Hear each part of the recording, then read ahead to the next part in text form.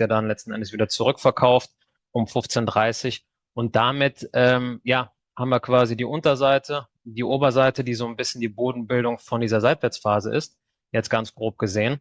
Und wenn der Markt nach oben möchte und das Ganze hier nochmal antesten möchte, ja, umso schöner, um dann eventuell morgen dann hier nochmal runterzukommen. Ja, je nachdem, wie halt da die Impulse sind. Ja. So, wir sehen hier, die Trendlinie wurde gestern verkauft.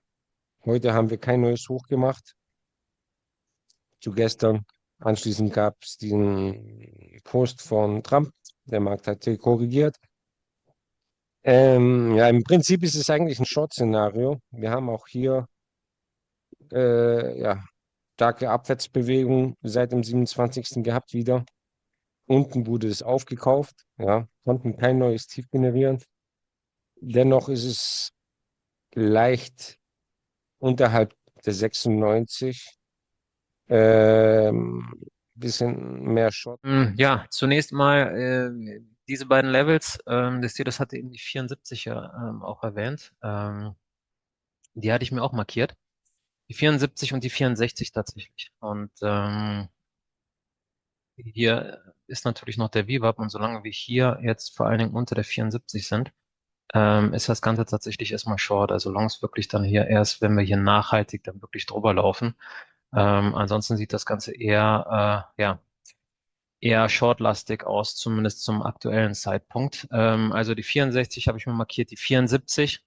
Ähm, Dann natürlich hier im Intraday-Geschehen das eigene Tagestief und dann hier das Vortagestief in Kombination dann irgendwo natürlich dann mit der 400, die halt hier ein Stückchen weiter runter notiert. Und wir fangen, bevor wir näher auf die Analyse eingehen, fangen wir nochmal mit der Coca-Cola von gestern an. Also grundsätzlich bin ich noch positioniert mit den 500 Aktien. Mein Anstiegspreis war ja die 87. Die 88 wird wichtig sein. Die 89 und die 90, das sind die Level von gestern, die sehen wir, sind logischerweise heute immer noch relevant. Ich bin mal gespannt, wie es jetzt hier losgeht. Stimmt, dort ist so ein Runner drin. Mhm. Genau, eventuell halten wir die 88. Dann würde ich erstmal nichts machen. Gehen wir über die 89, würde ich versuchen, nochmal ja, in den Trade vielleicht einzuskalieren. Welche schon jetzt ganz gut aussieht, auch vorbörslich mit dem Volumen, ist hier die F, also die Ford, ja, Ford Motor Company. So. Ähm, Hier ist das Hoch von gestern, 15,02, da sind wir drüber. Pre-Market hoch 16,29. Ja, hier haben wir Confluence in dem Bereich, das ist wichtig. Auch hier haben wir die Range mehr oder weniger. Wichtigstes Level für uns ist jetzt immer hier um die 15, was da passiert.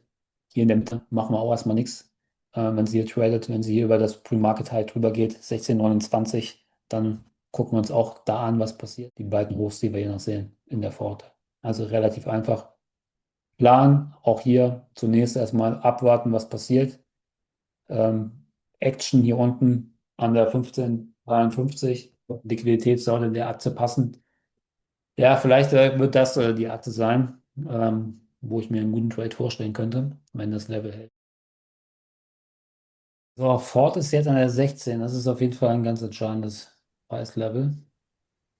Da hat sie auch vorbörslich Reaktionen und Mühe gehabt. Wie gesagt, mein Einstiegspreis war auf der 15,50. Habe jetzt noch mal ausgescaled.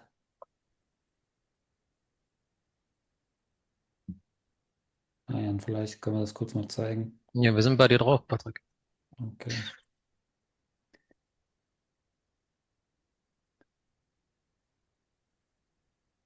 Da auf der 15,90 noch mal ein bisschen was rausgenommen. Ja, Risiko seht ihr, sind jetzt auch nur noch $400. Die 16 ist jetzt auf jeden Fall wichtig. Wenn die 16 nicht überschritten wird, dann kann das Ding auch schnell zurückkommen. Ja, wie gesagt, ich habe kein Risiko mehr. Ich lasse das Ding jetzt weiterlaufen. Hab vor der 16 nochmal rausgenommen.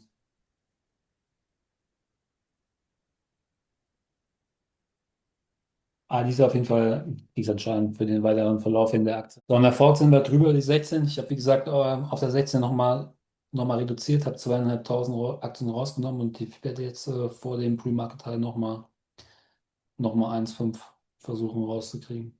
Mhm. Stark. Habe jetzt hier in der Ford meine Fill noch bekommen. So sah es aus. Also da 16,26 hatte ich mein Limit, wo ich die 1.500 rausgenommen habe. Sieht man hier auf dem Screenshot. Sieht man doch, ne? Mhm. Ja. Jetzt habe ich noch 1.000 drin. Ja, jetzt schaue ich mal, was jetzt hier passiert. Also 16 ist wichtig, aber das Pre-Market-Teil sollte natürlich auch fliegen. Das haben wir jetzt um einen Tick rausgenommen. Die mir am meisten Spaß macht, ist die Coca-Cola. Die hat mich nicht enttäuscht.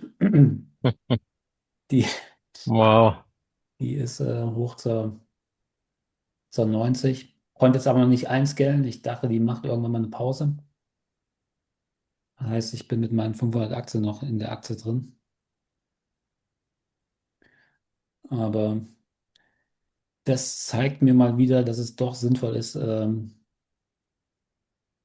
Ich kann jetzt nicht sagen, so zu traden, wie ich es mache, aber ich sage jetzt mal mit dem Gedanken, sich zumindest einen Runner bei diesen Aktien mit frischen News zu behalten. Ja, wenn es passt, kannst du ja mal kurz rüber machen. Ich meine, ihr habt jetzt natürlich nichts davon, aber ich sage jetzt mal Mhm. selbst, obwohl ich jetzt nicht Nummer 1 werden konnte, bin ich mit meinem Runner von gestern auch noch mal knapp 2 vorne, weil die Aktie jetzt so nach oben geschossen ist hier. Wahnsinn. Und das schmeckt. Die habe ich auf jeden Fall maximal ausgereizt. Ich muss mich ein bisschen konzentrieren gerade.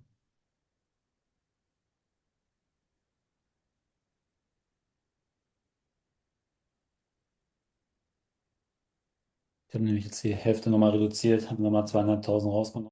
Der schaut im ES. Ein Großteil der Position hat sich schon rausgenommen. In der Nähe von einer Tagestief. Hier unter dem Level- und Preisbereich. Und jetzt gucken wir mal. Jetzt fliegen auch meine Alarme, ob hier genug Druck drauf ist. Ja, das ist jetzt der Rest der Position. 3 Kontrakte und dann schauen wir mal, ob da jetzt hier noch genügend Druck drauf ist, dass wir das Tief noch rausnehmen. Und dann wäre auch Feierabend erstmal. So, ich setze jetzt auch die Position auf Break-Even. Und weil das ja hier oben hochkommt, möchte ich halt nicht nochmal sehen. Wäre schön, wenn er jetzt hier unterm Tief bleibt und jetzt einfach hier weiter abschmiert. Genau, einen Runner habe ich noch drin. Das ist der Runner hier.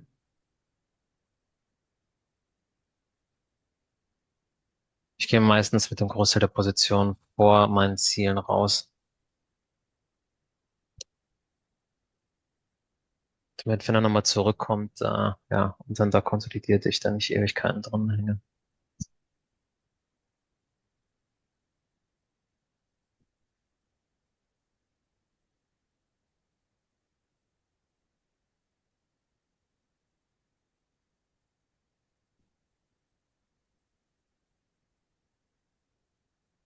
Genau, der Weg hat noch ein bisschen Platz. Wir haben es uns ja eben hier eingeteilt. Also ich Wir bin sehen raus. Ich habe dir. die Ähm, 9,25 bis zur 10, also 3, 4 Punkte, hat